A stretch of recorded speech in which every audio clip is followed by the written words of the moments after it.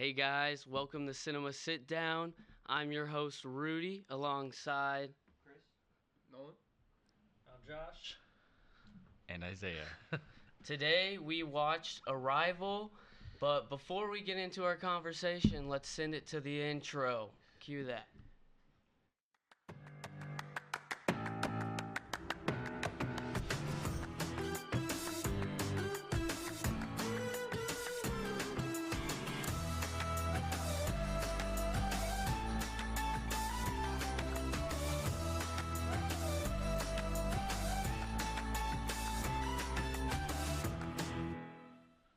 Welcome back, guys. So yes, we watched Arrival by director Denis Villeneuve. Obviously, I chose this movie. I love it. But I want to hear your guys' initial thoughts on the movie. Chris, how about you start since you haven't seen it before? Yeah, so this was my first time. Honestly, I didn't know what to think about it going into it. So I was kind of confused at the start because like all the child flashbacks and things like that. But then I really liked the take on like alien invasion that it had, where it was a more peaceful approach to alien invasion and like translation and just understanding translation. So I thought that was cool. Yeah, it was very calm for like an alien invasion Exactly. movie, and it took place in really one setting most of the time. And besides the explosion scene that the humans did, there wasn't any violence from the aliens, and I thought that was really cool. Well, I like how they kind of took that idea and turned it on its head because their whole goal was to be peaceful, but with humans, they've seen so many alien movies, they're probably thinking they're there for nefarious reasons because they kind of did that throughout the whole movie, thinking the worst of what's going to happen instead of thinking about what could be the positive. So Yeah. The only violence in the whole movie was done by humans. Yep. Yeah, that's cool. I really like their take on communication, but when I've talked to people about this movie, I find that everyone kind of differs in like the big thing that they were really like caught by in the movie. And for me, it was just the whole way of conveying communication and time and how they're connected and the importance of it. But I want to hear your guys' Isaiah. Yeah. What was the big standout for this movie for you? I think it depends on when I watch it, because I've seen this movie a couple of times now.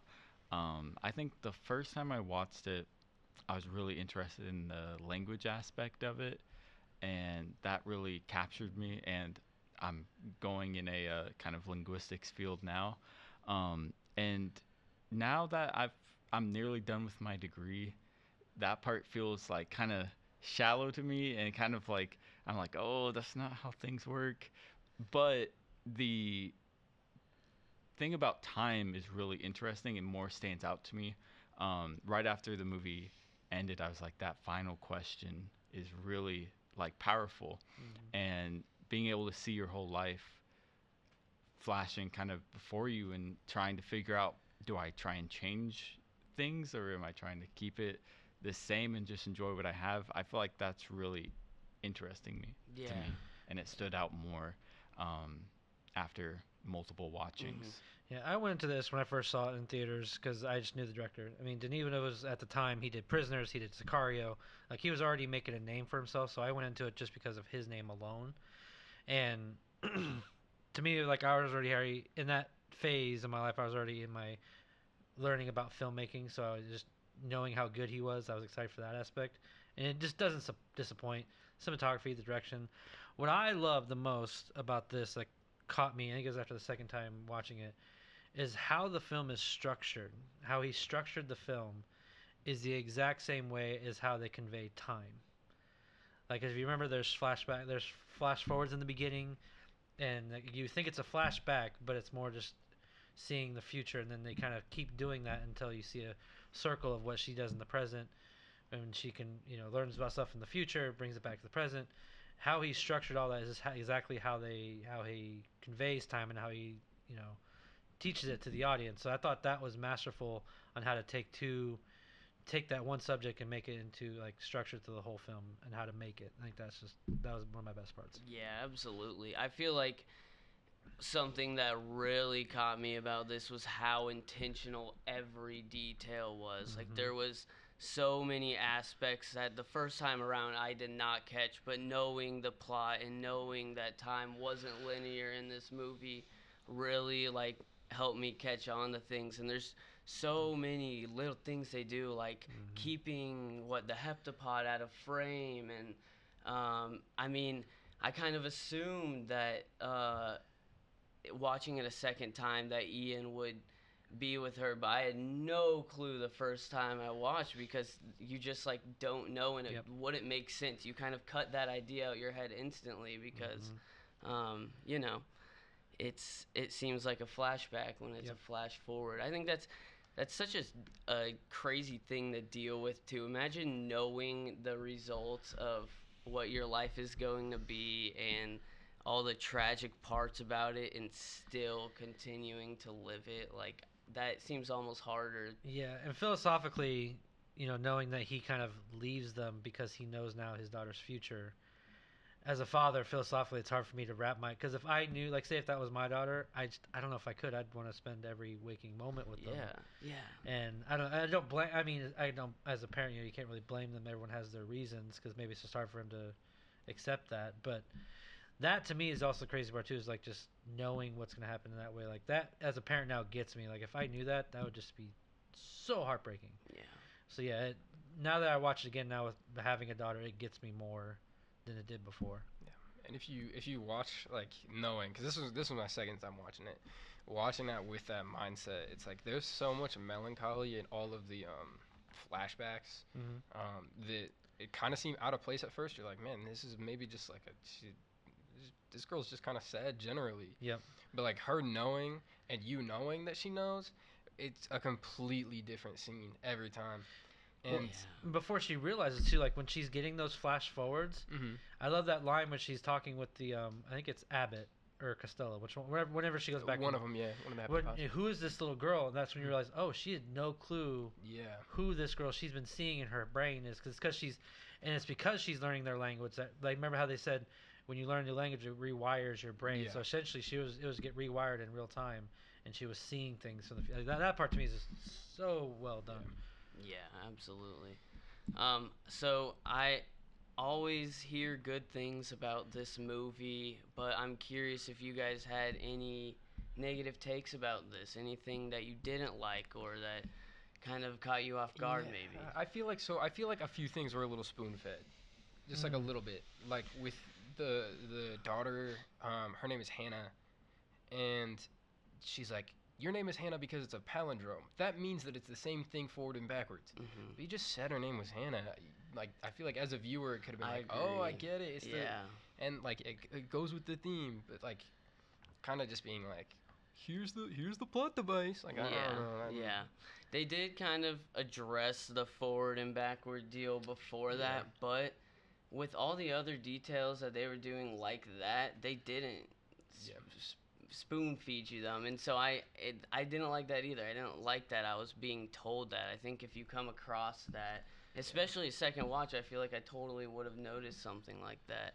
And that, I don't know, I feel like they didn't need to do that. Same for with when we get the Ian voiceover during that montage, he kind of it was kind of necessary, but he also did explain a huge chunk of plot in 20 seconds. And so I didn't know if that was necessary to keep it flowing or if it could have used more time in the movie to explain that. And I feel like with this movie's relatively short runtime, I feel like they could have just had a few extra scenes where it didn't feel like them explaining the themes directly to the camera. Like, if they had mentioned that, like, for instance, if they had said that the daughter's name was Hannah in the beginning and they did it again in the end, just kind of a different way, you could have been like, oh, there's the theme with that. Or with Jeremy Renner's character saying the just exposition. I don't know, I feel like with a movie that's so deep in its themes, I would really just have rather preferred to work it out myself, because there's so much of it where, we as viewers literally can't work it out. With the language and everything, it's way above our pay grade as viewers. But then there's certain mysteries where we can grasp that. And And that's I don't know. that's always the trick, isn't it? As a filmmaker, Yeah. like, what do you give too much or too little? Yeah. Like, what do you think the audience would get, and what do you think they maybe need a little bit more of a nudge? It's always the tricky part. So I don't necessarily. It's not a huge thing for me necessarily. Like, I will say the exposition part was, it really did move it along quickly.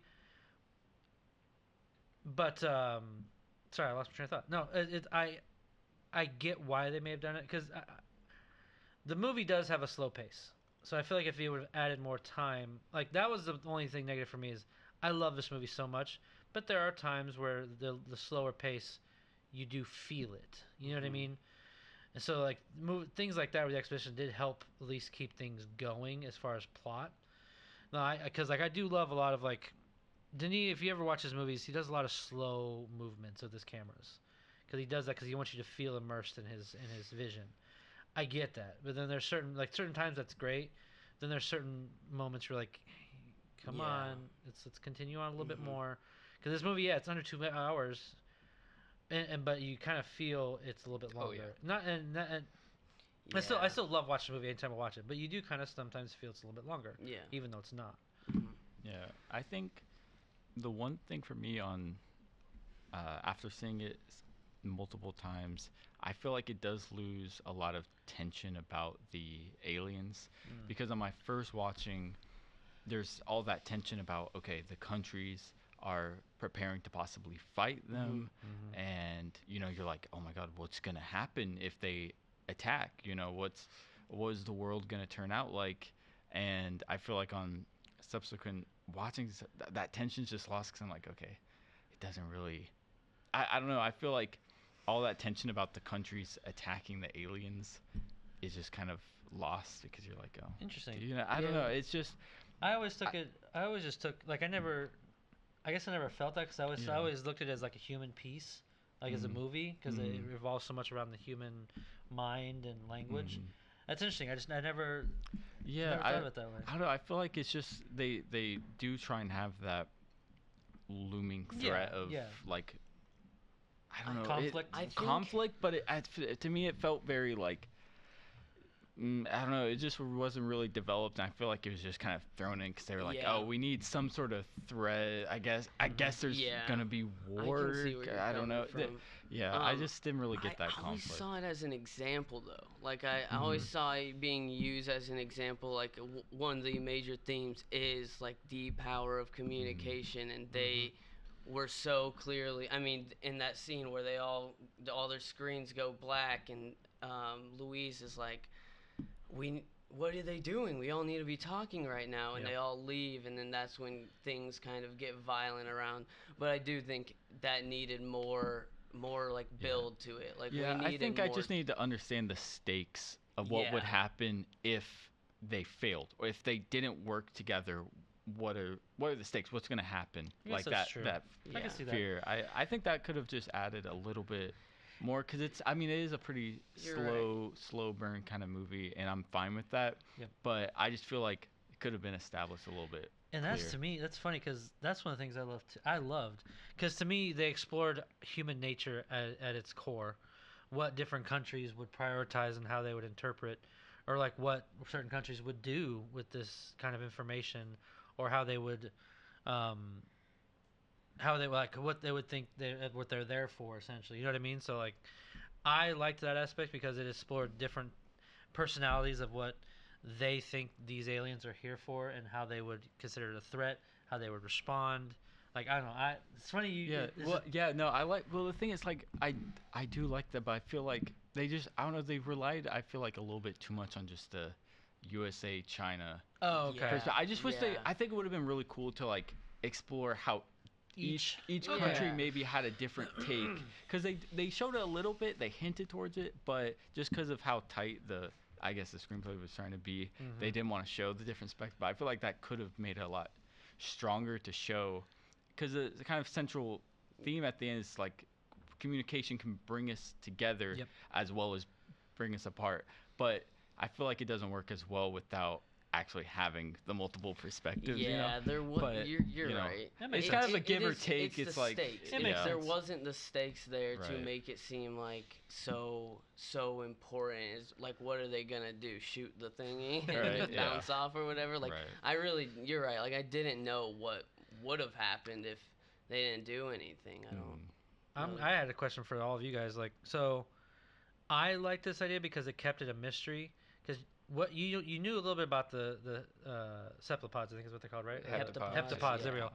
But as far as their ship, I liked that they kept it a mystery, especially at the end where like it just becomes Yes. like a cloud and then it just disappears. Just like in like 3,000 years in the future, they need that. It's like how do they do? Like I still like that mystery because we don't necessarily like as humans. There's certain things that we could still don't understand to this day.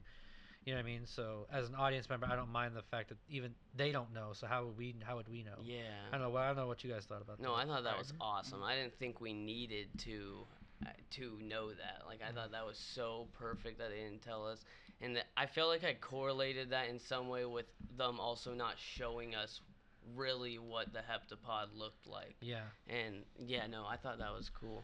No, I agree. I loved like the shape of the ship and like the indents. Like when we first like go up there and there's the indentations all over it. Like it felt very real, felt very solid. And I do like it doesn't look like any ship that we have, and so it's Yeah, very very advanced distinct. and it's very distinct. Exactly. It just looks like a pebble. Like Right. that's all it does. Yeah.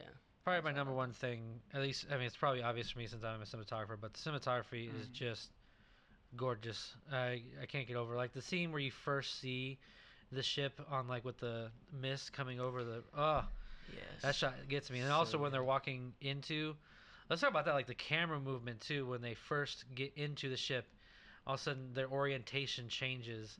Like the camera work is just astonishing for me, especially like how if since they're upside down, like we're seeing it as if we're right side up. So like, but you know what I mean? Like the Yeah. orientation was just I love that part. Yeah, I wonder if there was any like some kind of meaning I missed between the way like there was when it went horizontal is when everything kind of switched up, and so I didn't really catch what they were trying to do there, but I was wondering if it had to do with like the perception of time or something. I don't know. I think it was just more like the ship's how it functions.